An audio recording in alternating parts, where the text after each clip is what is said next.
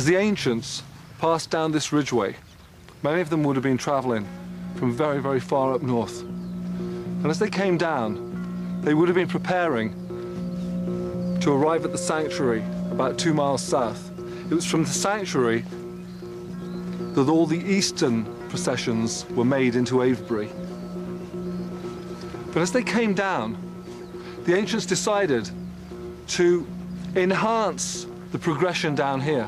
And so from Old Chapel, about 2.5 miles away, walking down, they would have noticed a weird phenomenon. They would have noticed the top of Silbury Hill, the biggest human construction in the whole of Europe, passing along the top of Wadden Hill. Now, in the Neolithic time, Silbury would have been white. And so what they would have seen was the top 30 feet just shimmering. And as they moved along, they would realize that they had no idea what they were seeing.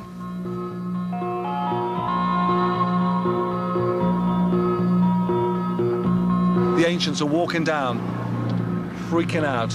It's a psychological plot to totally blow their minds.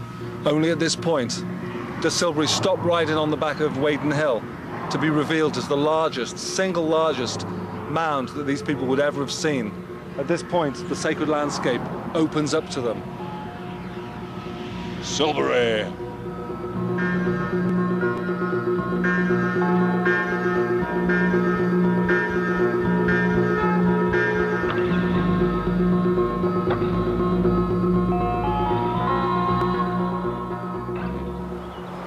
Silbury, the center of the sacred landscape. Avebury Stone Circle is the biggest stone circle in Europe, the biggest stone circle in the world, but Silbury is the center of everything. The omphalos, the navel. 5,000 years ago, Silbury was white, entirely made of chalk. They kept it white to keep it prominent in the landscape. And yet, they built it on a valley floor, because this is from a time when people didn't try to make these big, priapic, phallic monuments. They weren't trying to make it just purely impressive. To a certain extent, Silbury is hidden. And yet, when you travel around this huge landscape, you see it from everywhere. Silbury was the world hill, I think. Some people say it was the eye, the all-seeing eye, which you can see as you travel across the landscape, but can see you.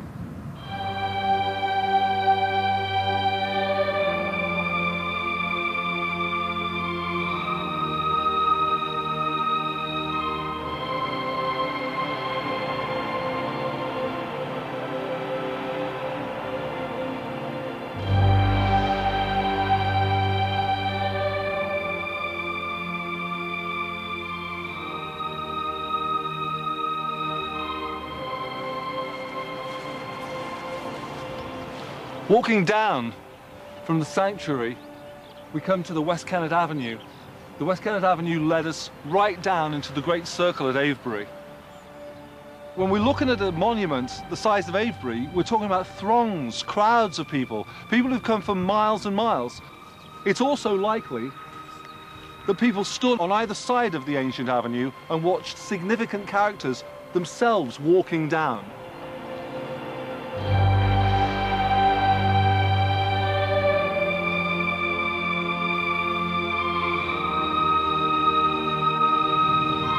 So here we are in the Great Avebury Henge, the biggest stone circle in the world. A gigantic amphitheatre. We've come down from the ridgeway.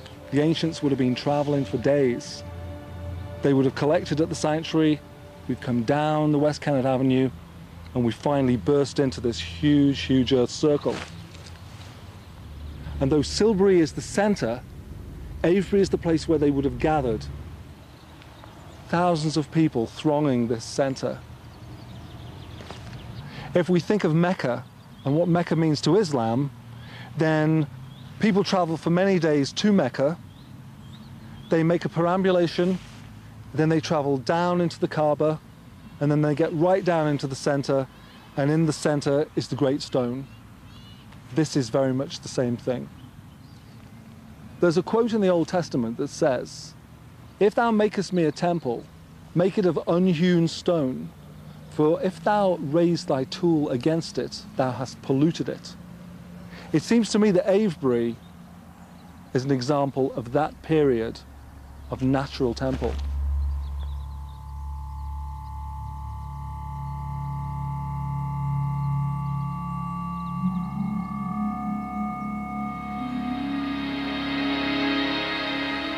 We're at West Kennet Long Barrow, looking north to Silbury. Silbury is the hub of this great Neolithic wheel. The landscape is constantly disorientating us as we travel around, but wherever we are, we keep going back to Silbury as the centre.